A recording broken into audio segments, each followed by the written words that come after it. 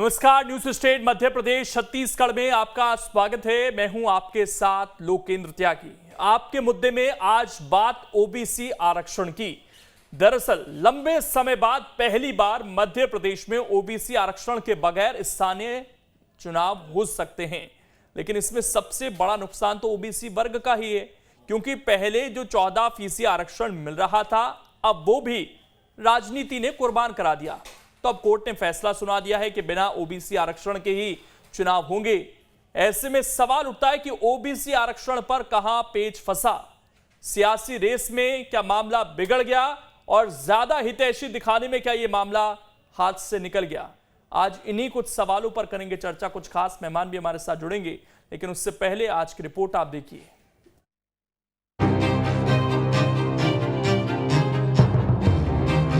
Supreme court ने OBC आरक्षण पर रोक लगा दी है और 2 हफ्ते में चुनाव की अधिसूचना जारी करने का आदेश दे दिया है। ओबीसी वर्ग का ज्यादा हितैषी बनने के चक्कर में दोनों पार्टियों ने मामले को ऐसा उलझाया कि पहले से जो 14% आरक्षण मिलता था वो भी चला गया। अब इस मामले पर दोनों पार्टियां एक दूसरे पर आरोप प्रत्यारोप लगा रही हैं। सबसे पहले आइए आपको बताते हैं कि क्यों सुप्रीम कोर्ट ने ओबीसी आरक्षण के खिलाफ फैसला सुनाया। राज्य ओबीसी आयोग ने मध्य प्रदेश में ओबीसी की आबादी 48% बताई। आबादी के आधार पर 35% आरक्षण की मांग की। सुप्रीम कोर्ट ने आयोग की रिपोर्ट अधूरी मानी। रिपोर्ट अधूरी मानकर कोर्ट ने याचिका खारिज की। याचिका खारिज कर कोर्ट ने चुनाव कराने का आदेश दिया। आदरणीय उमाजी से लेकर के बाबूलाल गौर से लेकर के माननीय शिवराज सिंह चौहान अनवरत 16 वर्षों से मध्य प्रदेश का नेतृत्व कर रहे हैं। ओबीसी समाज वर्ग के मुख्यमंत्री हैं। कांग्रेस के चरित्र में, कांग्रेस के खून में अंग्रेजों का खून जो फूट डाल करके राज करना, ये केवल रहा। ये भारतीय जनता पार्टी की सरकार माननीय प्रधानमंत्री के नेतृत्व में, माननीय मुख्यमंत्री के नेतृत्व में हर गरीब के लिए, हर समाज वर्ग के लिए, दलित, पिछड़े, वंचित, शोषित, उनको स्थान देने के लिए भारतीय जनता पार्टी की सरकार प्रतिबद्ध है और हम उस काम पर आगे बढ़ने का काम कर रहे हैं। ओबीसी आरक्षण को लेकर जो रोक लगाई गई है उसके लिए दोनों पार्टियां जिम्मेदार हैं। लेकिन अब सुप्रीम कोर्ट का फैसला आने के बाद भारतीय जनता पार्टी और कांग्रेस ओबीसी वर्ग को साधने में लगी हुई हैं। मध्य प्रदेश कांग्रेस के अध्यक्ष कमलनाथ ने ट्वीट कर शिवराज सरकार पर निशाना साधा है और साथ ही बाकायदा ऐलान कर दिया है कि हम चुनाव में ओबीसी वर्ग के हिसाब से टिकट देंगे। हमें बीजेपी सरकार से कोई उम्मीद नहीं है। उन्होंने 2 साल कोई प्रयास नहीं किया, कोई कानून नहीं लाए, संविधान में संशोधन हो सकता था, इन्होंने कोई कार्रवाई नहीं करी और इसीलिए सुप्रीम कोर्ट ने ऐसा फैसला दिया है। कांग्रेस पार्टी ने तय किया है कि आने वाले निकाय चुनाव में हम 27% टिकटें पिछड़े वर्ग को देंगे। रोक लगने के बाद भारतीय जनता पार्टी और कांग्रेस चाहे जितने ओबीसी हितैषी दिखने की कोशिश कर लें, लेकिन सच तो यही है कि इन्हीं दोनों पार्टियों की सियासत की वजह से ओबीसी वर्ग को आरक्षण से वंचित होना पड़ रहा है। अब इस मामले में डैमेज कंट्रोल के लिए दोनों पार्टियां कई तरह के लुभावने वादों के साथ चुनाव में ओबीसी वर्ग को ज्यादा टिकट भी दे सकती हैं। लेकिन अब ये देखने वाली बात होगी कि ओबीसी वर्ग का वोटर इस मामले पर कैसे रिएक्ट करता है। Team news state. और चर्चा करने के लिए 4 खास मेहमान इस वक्त हमारे साथ जुड़ गए हैं। सबसे पहले परिचय करा देता हूं। डॉक्टर नूपुर धमीजा हैं, वरिष्ठ वकील हैं सुप्रीम कोर्ट की। डॉक्टर सत्यप्रकाश शर्मा जी हैं, वरिष्ठ पत्रकार हैं। प्रहलाद कुशवाहा जी हैं, प्रवक्ता हैं बीजेपी के। और आनंद जाट जी हैं, वरिष्ठ नेता हैं कांग्रेस के। आप सभी का बहुत बहुत स्वागत। सबसे पहले प्रहलाद जी, सवाल आपसे ही। ये जो हितैषी बनने की होड़ है सर, ये तो दिखाई दे रही है, लेकिन ये जो 14% आरक्षण मिल रहा था ओबीसी को, वो भी हाथ से निकल गया। इसका जिम्मेदार कौन? लोकेंद्र जी, देखिए, बहुत स्पष्ट सी बात है कि जब नगरीय निकाय और स्थानीय जो पंचायत के चुनाव अनाउंस हुए, सरकार ने पूरी तैयारी करके निर्वाचन आयोग को दी, तो सबसे पहले कोर्ट कौन दौड़ा? वास्तव में कांग्रेस पार्टी को तो मुंह दिखाने लायक नहीं बची है ओबीसी समाज के बीच में। लेकिन ये बार बार क्या भारतीय जनता पार्टी ने ऐसा किया? लेकिन क्या कोर्ट ने जो आदेश दिया है, आरक्षण रद्द किया है, क्या वो स्वतः संज्ञान लेकर किया है? ये कांग्रेस के मित्रों को सोचने का विषय है। इनको ये इतना झूठ मत फैलाएं समाज के बीच में जिस प्रकार से इन्होंने घिनौना काम किया है, पीठ पे छुरा घोंपा है ओबीसी समाज को के पीठ में, इन लोगों को वास्तव में चिंतन मनन करना चाहिए कि हम किस तरह की राजनीति करना चाहते हैं। भारतीय जनता पार्टी सभी समाज को लेकर, चाहे ओबीसी हो, चाहे सामान्य वर्ग हो, चाहे हमारा आदिवासी समाज हो, हम सबकी देखिए, आप लोग सत्ता में हैं इस वक्त, एक सवाल का जवाब दीजिएगा सर। जब निकाय चुनाव होते हैं, जब पंचायत के त्रिस्तरीय चुनाव होते हैं, तो उसका प्रोसेस क्या है वो जरा समझाइएगा। और जब आपने चुनाव कराने की तैयारी की थी तो उसमें जो परिसीमन था वो क्या लेटेस्ट था, जो रोटेशन था उसको लेकर अध्यादेश क्यों लाना पड़ा आप लोगों को सर? देखिए, मैं बिल्कुल लोकेंद्र जी, जिस प्रकार से कमलनाथ जी ने परिसीमन किया, जिसको कांग्रेसी मित्र कहते हैं कि परिसीमन कांग्रेस सरकार का रद्द करके भाजपा ने फिर से परिसीमन कराया और जिसके कारण ये कोर्ट पे गए। कराया कहां सर आपने तो अध्यादेश लाकर 2014 का लागू कर दिया। जी बिल्कुल बिल्कुल, हम यही मैं मानता हूं आपकी बात को कि हम 2014 के परिसीमन को लागू किया, क्योंकि इन्होंने, जो कमलनाथ की सरकार ने जो परिसीमन कराया था उसमें 1200 ग्राम पंचायतों को खत्म कर दिया, कई नगरीय निकायों को खत्म कर दिया। क्या किस प्रकार का परिसीमन ये कांग्रेसी मित्र? चलिए, मैं इस पर दूसरा सवाल पूछता हूं। आज बहुत सारे सवाल हैं सर, आज सवालों की कमी नहीं है प्रहलाद जी। हरण किया इनके, ये ठीक है, 2022 के शुरुआत में आप चुनाव कराना चाह रहे थे सर, आपकी सरकार 2020 मार्च में आ गई थी। कितना समय लगता है सर परिसीमन कराने के लिए, या आपकी भी खिचड़ी ऐसी ही पकड़ी थी जैसे कांग्रेस का परिसीमन नहीं खत्म होकर दे रहा था, आपका भी वही था? आपको इतने दिनों में याद नहीं आया कि परिसीमन करा लें, चुनाव कराने हैं, और आनंद फानन में आपने अध्यादेश लेकर आ गया? लोकेंद्र जी, मैं बहुत स्पष्ट बता रहा हूं कि सरकार मार्च 2020 में जब भारतीय जनता पार्टी की बनती है तो उस समय निश्चित तौर पे चुनाव का समय पूरा हो चुका था और चुनाव हो जाने चाहिए थे, लेकिन जब एक कोरोना भी बीच में आया, लेकिन इनका समय पूरा हो चुका था। एक साल जो इन्होंने अध्यादेश कमलनाथ जी ने लागू किया था, उसका समय पूरा होने के कारण हमको वो रद्द होकर पुराना परिसीमन के आधार पर आरक्षण और चुनाव की प्रक्रिया हमने पूरी कर दी थी। लेकिन ये कोर्ट चले नया तो आप कर सकते थे ना, उसका जो भी हुआ सर, समय सीमा खत्म हो गई, चलिए मान लेता हूं मैं आपकी बात। नया क्यों नहीं किया आपने? इस समय चुनाव तो हुए ना, प्रदेश में उपचुनाव हुए, 29 सीट के चुनाव हो गए, तो क्या इसके लिए केवल हम परिसीमन तक नहीं कर पाए? नहीं, परिसीमन के लिए निश्चित तौर पे एक समय अवधि चाहिए होती है। परिसीमन उसके समय अनुसार एक शासकीय प्रक्रिया होती है, उसके लिए हमने पूर्व के परिसीमन के आधार पर चुनाव कराने का निर्णय लिया। चलिए ठीक। आनंद जी, एक आप मुस्कुरा रहे हैं, आपने तो प्रॉब्लम सॉल्व कर दी सर कि हम निकाय में पार्टी के भीतर 27% आरक्षण दे देंगे। जब ये 27 देने की बात कर रहे थे तब आप कह रहे थे नहीं 27 नहीं, ज्यादा मिलना चाहिए। अब तो पार्टी स्तर का मामला है सर, 100% दे दीजिए, आप कंजूसी क्यों? और अगर पार्टी स्तर पर देने का आपके पास रास्ता खुला हुआ था, तो जब आपको पता था कि ये कानूनी पेच में फंसेगा, तो इतने दिन तक चुनाव क्यों उलझा कर रखा है सर फिर आपकी सरकार ने? देखिए, पहले तो मैं एक दो फैक्ट पर बात करना चाहूँगा। सितंबर 2019 में हमने परिसीमन किया और चुनाव की जो प्रक्रिया है उसको शुरू किया था। सितंबर, अक्टूबर, नवंबर और आते आते जनवरी फरवरी के आते आते जो हमारी सरकार को खरीदने की और षड्यंत्र पूर्वक गिराने की जो भाजपा की साजिश थी, वो साजिश जनता के सामने आ गई। तो चुनाव कराने के लिए, चूंकि हमारी सरकार 5 साल के लिए मध्य प्रदेश की जनता ने चुनी थी और उसके बाद वो सरकार जो है षड्यंत्र से गिरा दी गई। चुनाव आप लोगों को नहीं कराना था सर, राज्य निर्वाचन आयोग को कराना था। आपका काम था परिसीमन करना और आरक्षण करना। वो कब हुआ आपका, और चुनाव कब होने थे मध्य प्रदेश में? बाकी काम राज्य निर्वाचन आयोग का था सर, आपका नहीं था वो। हमने तो परिसीमन और आरक्षण दोनों कर दिया। तो कब होने थे चुनाव प्रदेश में? तो सुनिए, कब होने थे सर, वो तारीख बताइए ना आप। सरकार कब होने थे? 2020 जनवरी में होने थे। तो मैं वही बता रहा हूं, बिल्कुल होने थे। तो 2019 में सितंबर में हमने परिसीमन और आरक्षण जो सरकार के स्तर पर होता है वो कर दिया था। अब ये सवाल राज्य निर्वाचन आयोग से पूछा जाना चाहिए कि उन्होंने क्यों नहीं किए। तो इसमें फिर कांग्रेस पार्टी कहीं पार्टी नहीं है।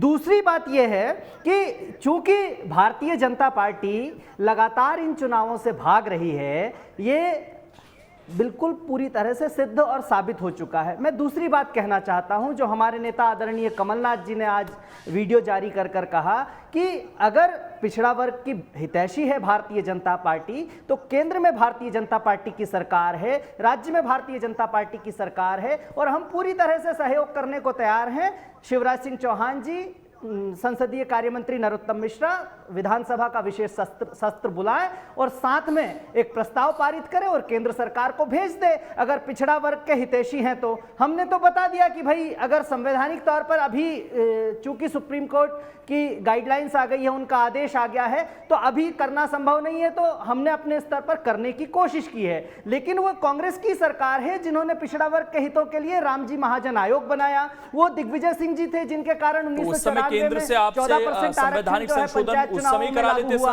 फिर जब उसके इतना बाद कुछ हुआ तो संवैधानिक संशोधन उस वक्त क्यों नहीं कराया आप लोगों ने? 2014 तक केंद्र में आपकी सरकार रही।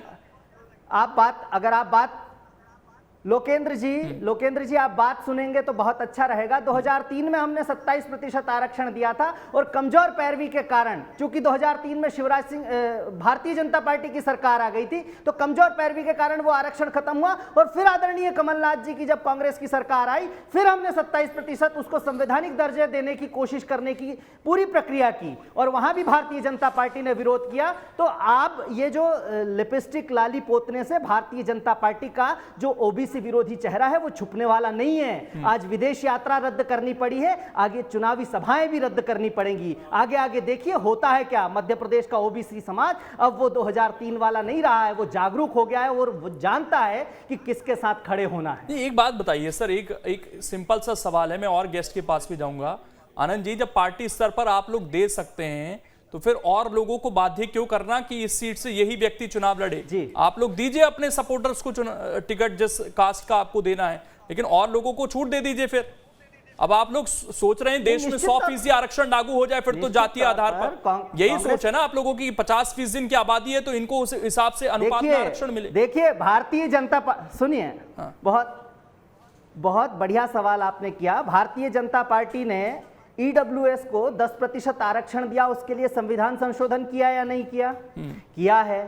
तो निश्चित तौर पर ओबीसी के लिए भी भारतीय जनता पार्टी मध्य प्रदेश विधानसभा से प्रस्ताव पास करवाए। उसमें स्थिति साफ है कि जहां 50% गया वो जिस दिन कोर्ट में जाएगा मामला अटकेगा, उसमें बहुत स्थिति स्पष्ट है। संवैधानिक नहीं, मुझे बस ये बताइए लोकेंद्र जी, संवैधानिक अगर अधिकार देने की बात है तो इसमें ओबीसी को अगर संवैधानिक अधिकार देने की बात है तो आपको क्या आपत्ति है? भाई पार्टी के लेवल पर तो हम कर ही रहे हैं, सबसे पहले इनिशिएट किया। और अगर आपत्ति सर कोर्ट को है, कोर्ट का ये कहना है कि 50% से ज्यादा नहीं होना चाहिए। गोल गोल बातें की है उन्होंने, कहीं भी ये नहीं कहा है कि 27% आरक्षण हम देंगे पिछड़ों को।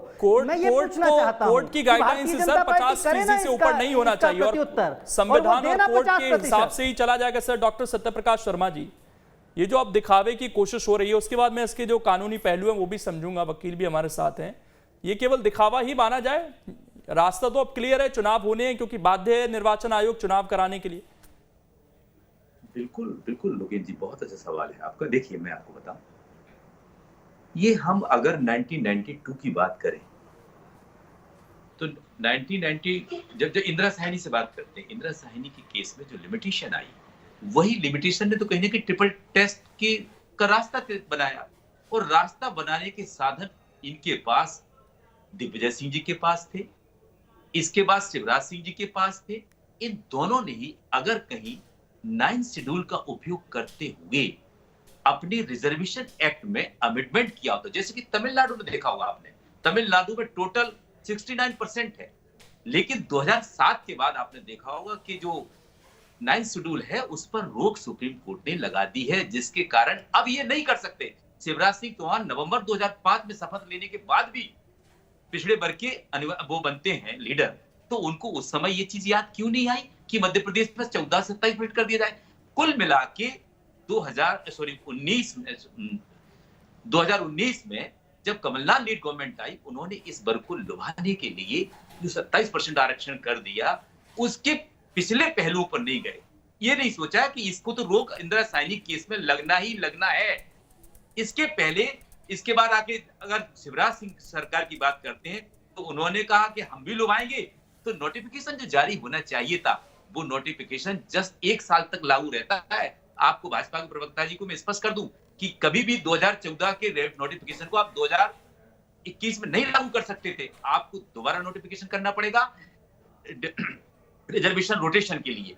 एक चीज और मैं आपको यहाँ क्लियर कर दूं, दोनों पॉलिटिकल पार्टीज ने केवल इन वर्गों को आकर्षित करने और 2023 के इलेक्शन को टारगेट करने के लिए इन वर्गों के हाथों में खिलाया है।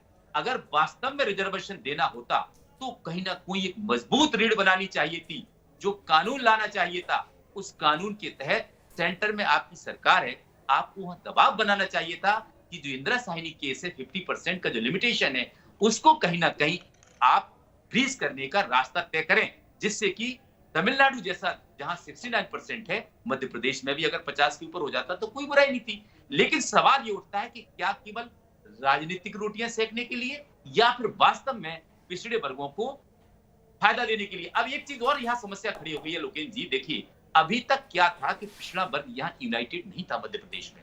अगर आप इलेक्शन के जो ट्रेंड्स देखते हैं उनमें कहीं ये पता लगता है कि पिछड़े वर्ग ने कहां किसको किधर वोट किया। SC ST का तो पता लगता है, लेकिन 2019 और 2020 के बाद से कहीं ना कहीं जब शिवराज गवर्नमेंट ने हाईकोर्ट में ये हलफनामा पेश कर दिया कि आपकी आबादी तो 51% से ऊपर है, इस चीज से वो और आगे आ गए और 2019 में एक्ट आने के बाद अगर हमारा फिर 14% हो जाएगा तो ये लोग भड़क गए। तो भड़कने के बाद दोनों पॉलिटिकल पार्टीज को इसका नुकसान उठाना पड़ेगा।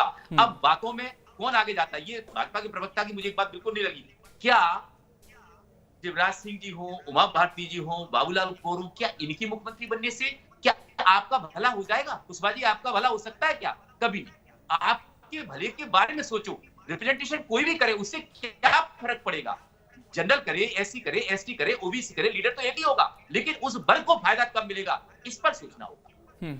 नुपुर जी, कोई रास्ता बचता है क्या राज्य सरकार के पास, अगर सीधा सवाल मैं पूछूं तो? देखिए, रास्ते की अगर हम बात करते हैं तो जिस तरीके से OB आरक्षण को लेकर दिन पर दिन विवाद खड़े होते जा रहे हैं और एक पार्टी दूसरे पार्टी पर अगर ब्लेम कर रही है, बहुत सारी चीजें हमारे सामने आ रही हैं, तो being a legal field, being a lawyer और अधिवक्ता होने के नाते जिस तरीके से हम लोग कानून की नजर से ये चीजें देखते हैं, तो जैसे कि माननीय उच्च न्यायालय की अगर हम बात करते हैं तो उनके सामने जो चीजें पेश की गई, उनके सामने जो आंकड़े, जो रिपोर्ट्स पेश की गई, उनके आधार पर OBC वर्ग को लेकर फैसले हुए। और ये जो संविधान में एक रूलिंग बना हुआ है कि 5 साल के अंदर इलेक्शंस कराना बहुत जरूरी है, चुनाव कराना जरूरी होता है, ये रूलिंग संविधान में बनी हुई है, तो उस रूलिंग के आधार पर चुनाव तो होंगे, लेकिन जो माननीय उच्चतम न्यायालय ने फैसला दिया है OBC आरक्षण को लेकर, हमें उसको भी मानकर कहीं ना कहीं चलना पड़ेगा। हम आरोप प्रत्यारोप लगाने में अगर लगे हैं या आरोप प्रत्यारोप एक दूसरे पर लगाते रहेंगे तो ये फैसला बदल नहीं जाएगा। हाँ, मैं ये मानती हूँ कि एक याचिका फाइल हमें करना है, याचिका दायर हमें करना है, लेकिन उसमें समय लगेगा, उसमें समय है। अभी हम ये नहीं कह सकते कि हम एक दिन में याचिका दायर कर दें और एक दिन में फैसला आ जाए, तो ऐसा नहीं होता है। हर चीज की एक प्रोसीडिंग होती है, हर चीज एक थ्रू प्रोसीजर के माध्यम से चलता है। तो माननीय उच्चतम न्यायालय का जो फैसला आया है वो रिपोर्ट और आंकड़ों के आधार पर आया है, तो कहीं ना कहीं वो आंकड़े, वो रिपोर्ट अधूरी रही है, तभी वो उच्चतम न्यायालय का फैसला हमारे सामने आया है। महाराष्ट्र के बाद अब हम मध्य प्रदेश में भी ये चीजों का सामना कर पा रहे हैं और दिन पे दिन इसके ऊपर विवाद ही विवाद खड़े होते जा रहे हैं। और अगर हम बात करते हैं रास्तों की, तो रास्ता बस वही है कि हम एक जो हमारी माननीय उच्चतम न्यायालय के सामने जो हमारी याचिका दायर होने वाली है, उसके आधार पर अब हम कुछ कर सकते हैं, उसके बिहाफ पर हम कुछ कर पाएंगे, लेकिन तब तक हम चुनाव को नहीं रोक सकते। हमें एनी हाउ कहीं ना कहीं चुनाव तो करवाना ही पड़ेगा, क्योंकि संविधान में इसमें जो ट्रिपल टेस्ट का जिक्र हो रहा है नुपुर जी, उसमें भी तीसरा पॉइंट तो ये कहता है कि वो 50% को क्रॉस नहीं करना चाहिए, तो 27% की जो सरकार मांग कर रही है वो तो मुश्किल है कि मिल पाएगा। मैं आ रहा हूं सत्य प्रकाश जी आपके पास। देखिए, अब ये सब चीजें मैंने जैसे कि बताया कि एक अधिवक्ता होने के नाते हम जो हमारा जो बॉस है, हम माननीय उच्चतम न्यायालय की बात को मानकर चलते हैं। और अगर हम बात करते हैं ये जो आप बता रहे हैं 27% वाला और 50% से ज्यादा नहीं होना चाहिए, ये सब चीजें, हम सब चीजें ठीक है, हम सब चीजें मानते हैं, लेकिन हम कोर्ट की बातों को डिनाई नहीं कर सकते हैं कहीं ना कहीं।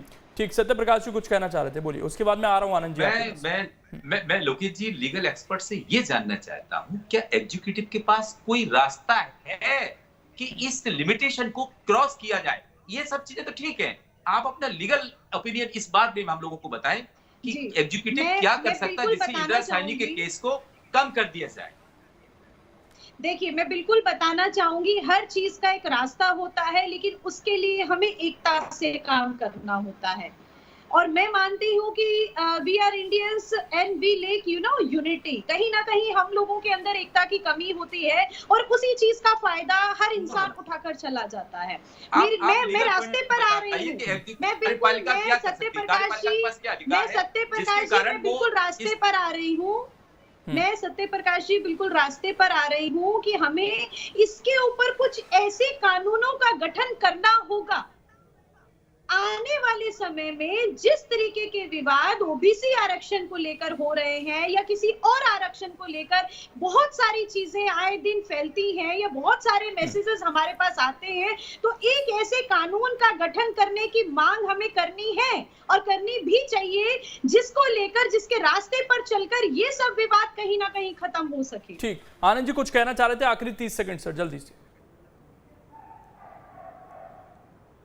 जी, मैं ये कहना चाहता था कि एक जब कमलनाथ जी की सरकार थी तो पिछड़ा वर्ग आयोग का अध्यक्ष जेपी धनोपिया जी को बनाया था।